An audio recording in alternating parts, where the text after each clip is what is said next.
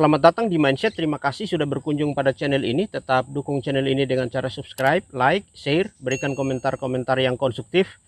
Dan jika ada hal spesifik yang ingin didiskusikan lebih lanjut terkait persoalan-persoalan yang dialami, teristimewa persoalan hukum, dapat mengirim pesan surat kepada kami melalui email yang telah kami sertakan dalam deskripsi video ini. Masih dengan suasana yang sama di lahan perkebunan, di lahan pohon pala, saya sedikit berbagi terkait dengan penghambat suatu proses penegakan hukum. Di negara-negara dunia yang melaksanakan proses penegakan hukum, tentunya ada begitu banyak persoalan-persoalan yang dialami ketika melaksanakan proses penegakan hukum. Salah satunya bersumber dari penegak hukum. Ini pun sejajar dengan ungkapan dari Suryono Sukanto dalam bukunya Penegakan Hukum, bahwa penghambat suatu proses penegakan hukum adalah penegak hukum itu sendiri. Jika penegakan hukum diartikan sebagai suatu proses, maka penegak hukum adalah alat untuk menjalankan proses tersebut. Nah, di Indonesia ada 4 lembaga yang menjalankan suatu proses penegakan hukum. Ada advokat, ada kepolisian, ada kejaksaan, ada hakim. Tentunya lembaga-lembaga tersebut dalam menjalankan tugas dan tanggung jawabnya di bidang penegakan hukum didasarkan dan di-backup dengan deretan peraturan perundang-undangan. Nah,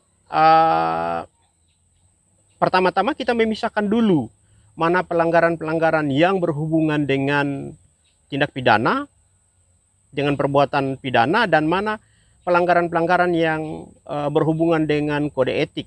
Ketika kita memahami cara memisahkan itu maka kita akan dapat bertindak berdasarkan atas jalur dan mekanisme yang tepat.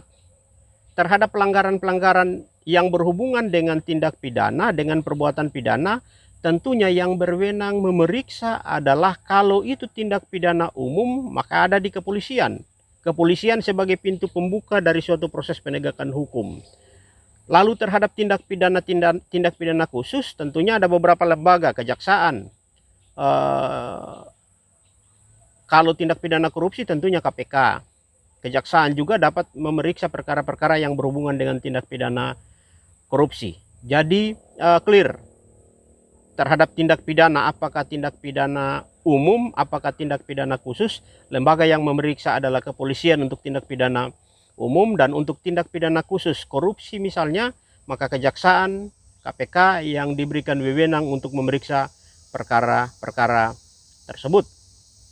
Selesai terhadap pelanggaran-pelanggaran tindak pidana. Lalu terhadap pelanggaran-pelanggaran kode etik, tentunya yang berwenang adalah lembaga-lembaga yang diperintah oleh undang-undang.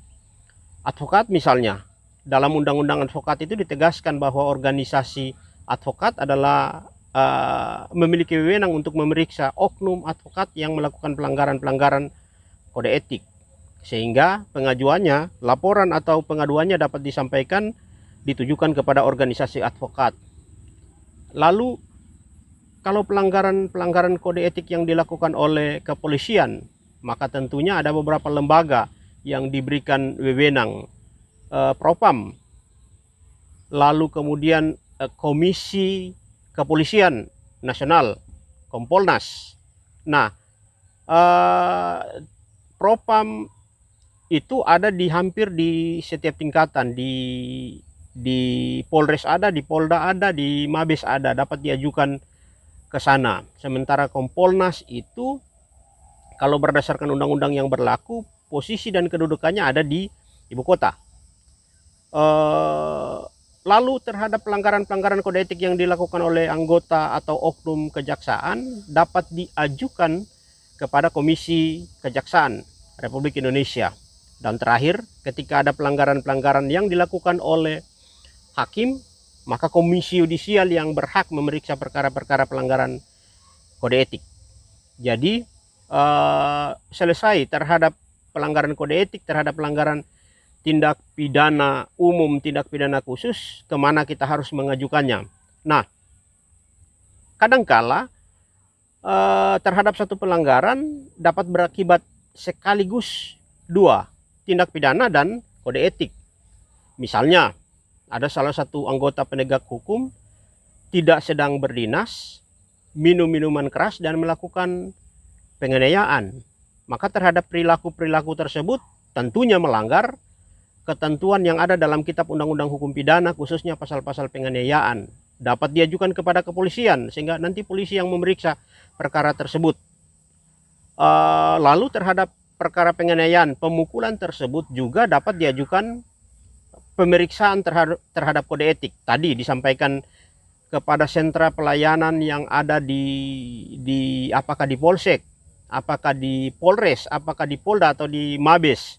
Di sana disediakan Propam, disediakan komisi kepolisian yang memungkinkan untuk memeriksa perkara-perkara kode etik. Jadi terhadap satu pelanggaran bisa saja kemudian berdampak terhadap dua hal, pelanggaran pidana dan pelanggaran kode etik. Mekanisme penyampaian laporan bisa saja kemudian mendatangi sentra-sentra pelayanan yang tersedia, apakah itu di kabupaten, di provinsi, bahkan di tingkat nasional di ibu kota Republik Indonesia. Atau juga hari-hari ini kan mekanismenya sudah cukup gampang, dapat mengajukannya secara tertulis dan diajukan secara online, dapat mencari alamat-alamat email atau kontak WhatsApp, dapat mengirim. Tentunya setiap laporan harus di-backup dengan alat bukti yang cukup, sehingga laporan itu benar-benar dapat ditindaklanjuti lebih lanjut.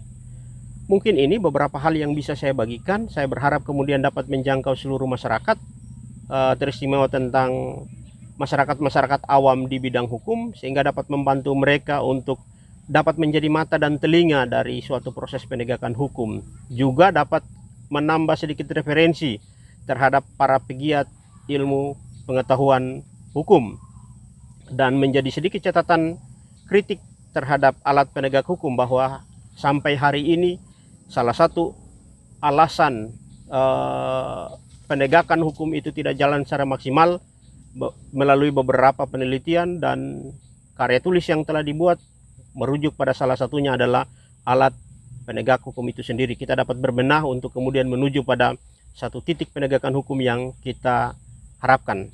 Mungkin ini yang bisa saya bagikan.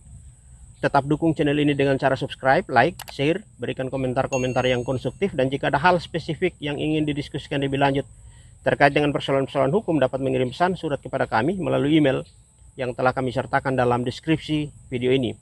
Sekian dari saya, salam hormat.